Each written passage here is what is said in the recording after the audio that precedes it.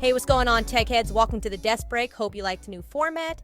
And this is probably what it's going to be like going forward. I finally got OBS to work properly with Hyper. Shout out to Hyper for finally adding some plugins with the MacBook side. I don't know if you guys put out a newsletter or not, but I'm glad it's here. So, without further ado, let's get into the first part of the news of this Desk Break. Like I mentioned earlier today, we are going to be going into this service, subscription as a service. And none other than Louis Rossmann is going to do the honors. So, go ahead, Rossmann. Do your thing. Hey everybody, how's it going? Hope you're having a lovely day. Welcome to today's episode of How You're Getting Effed. I'm your host, Louis Rossmann. On this channel, I've gone over many ways within which when new technology comes out, even though it is better, even though we have new advances that we didn't have before, we have new features, new functionality, one of the problems is that when we used to buy computers and we used to get new technology, we used to own it. When we paid for it, it was ours. And now, when computers are added to many products that we utilize, they are not ours. If you have a remote start in your car, which is one instance, you used to pay for that key fob, you paid for the car, so it would just work. And nowadays, if you want stuff like this to work, well, sucks to suck. Mazda is doing something which they started doing several years ago, but it's only now that the trial is starting to end for a lot of people, where if you want to be able to do the remote start in your car, which again, many of you watching this video, you've had this functionality for like 20 years now, you will get a message like this. Josiah, as a valued member of the Mazda family, we want to inform you that your complimentary 3-year trial of Mazda Connected Services will expire in 60 days. We understand the importance of a connected driving experience and getting the most out of your 2020 Mazda 3 sedan. To continue receiving the benefit features like remote start, vehicle status and health report, and remote keyless entry, be sure to sign up once future details are provided. Mazda Connected Services will be available for $10 a month after the complimentary period ends. Watch for communication in the coming weeks, which will provide further details on how to sign up for the service. Because everything nowadays is a service. You did not buy a product. You did not pay for hardware. It is not your computer. It is a service. And for those who will say, well, actually it is because you're connecting to their server, it used to be that when you bought something that required a server, like a camera, like an Access security camera, you could choose to connect to their server, or you could choose to connect to your server. Because we used to have something called client-server architecture, where you, as the client, could type into the client software the IP address or the domain name of the server that you wanted to use. Because I have gray hair, I'm old enough to remember when that was standard, and that was a thing. Now, it's something that they have been upfront about since 2019. But just because they're upfront about it, that don't mean I have to be happy about it. There's many ways to deal with this that don't require that you pay a subscription. There are many ways to deal with this. For instance, my air conditioner. I could control my air conditioner from anywhere in the world using something called Home Assistant that is running on my home computer. I can adjust the temperature in my home so that before I get in, it's cool, and if I'm leaving, I can make it warmer without having to walk over to the thermostat and without having to tell somebody at home, hey, can you turn down the thermostat? I'm about to come home. Now, you may think, why does your thermostat have to connect to the internet? It doesn't! It doesn't! The thermostat is only allowed to connect to a Home Assistant virtual machine.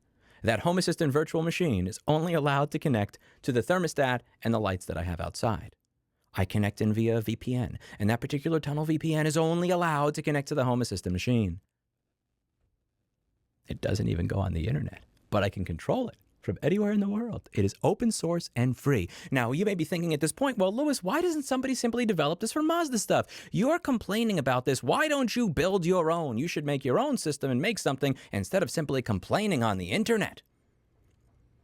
Well, you know what happens when I get a schematic on how to fix an Apple product and I teach people how to do it themselves instead of ask them and get their certifications? I get a notice from Kilpatrick and Townsend asking me to take down my video. You know what happens when somebody does reverse engineer all this stuff so that they can access everything in their own car that they already paid for? They get a DMCA takedown. I went over this already. I did this several months ago. As you can see over here, Mazda filed a false DMCA takedown notice to intimidate an open source programmer.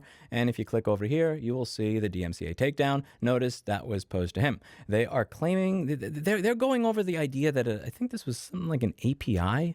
What is it? The original copyrighted code is published on the App Store. This guy was probing an API. Like, to mine, like that. Yeah, this is not DMCA-able. This is absolute bullshit. But the point is, this guy just gave up and rolled over immediately. And I don't blame him. I'm not insulting him. If I were an open source programmer and I got like 85 cents in donations over the past 3 months, do I want to take time away from my full-time job, my family, and my hobbies to deal with Mazda lawyers for the next 2 years? Probably not.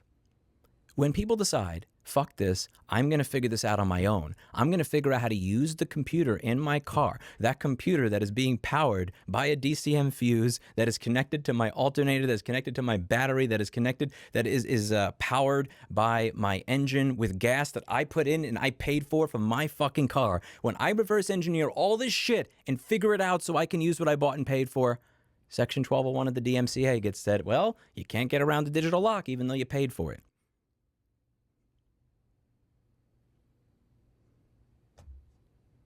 I never hear the ANCAPs and the hardcore libertarians in my comment section when I talk about this complain about Section 1201 of the DMCA. I wish I did more often. It says it's illegal to break the digital locks on something you own. That's insane. Somebody's going to try and get around this, and I hope they do. And if somebody gets around this and they get legal threats, I would hope the community comes to their aid. That's the only way we're going to get rid of this shit. Somebody has to stand up to it, and smart people have been standing up to it. This gentleman right here is a freaking hero. He figured out how to get access to all of this stuff, and he was making Home Assistant plugins like these so that I could use an open source distribution called Home Assistant. I could run a little virtual machine of it, and I could use it to control all this stuff. Home Assistant is a beautiful thing. It's great. You may think, I don't want my AC connecting to the internet. I'm fine with my air conditioner I'm fine with my AC being limited by my firewall to only connect to Home Assistant being limited to only connect to my VPN so that I can control this from anywhere in the world, and it never goes on the internet. Can't connect to anything. It's mine. I control it. That's the way technology is supposed to be. That's the way a smart home is supposed to be. That's the way this is supposed to work. I'm supposed to be able to trust it. I'm supposed to be able to understand that because I bought this, I own it, I can do with it as I please as long as I am not harming others. If you think this is not coming to a car company near you, think again. I drive a Chevy truck. I have a GMC. I have a Silverado. This is never going to be a problem for me. Oh, wait. All the General Motors vehicles have computers in them that tell how you drive, collect that data without your consent, and sell it to insurance companies so they can raise your rates. Every car company's doing stuff like this. If you want to be, well, just don't buy this brand car. You're stupid because you bought this brand car. Those are the simps that make the world worse, that don't realize that everybody's doing it. And when everybody's doing it, does it really matter?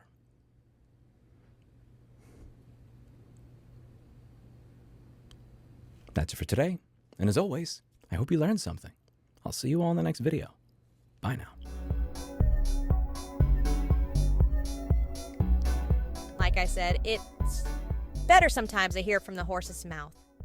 And this is why I kind of echo the sentiments, because the last couple of phones I've had, well, them removing features, them slowly trickling you into only cloud-based systems, it's not ideal, especially when you can easily just be patsied into the police coming to you and asking you 50,000 questions about your own child. Anywho, that's part of the first segment. Hope you like what you're seeing so far, and go ahead and hit that like button and subscribe while you're at it. And follow me on Hyper. Now then, let's get to the next part of the video.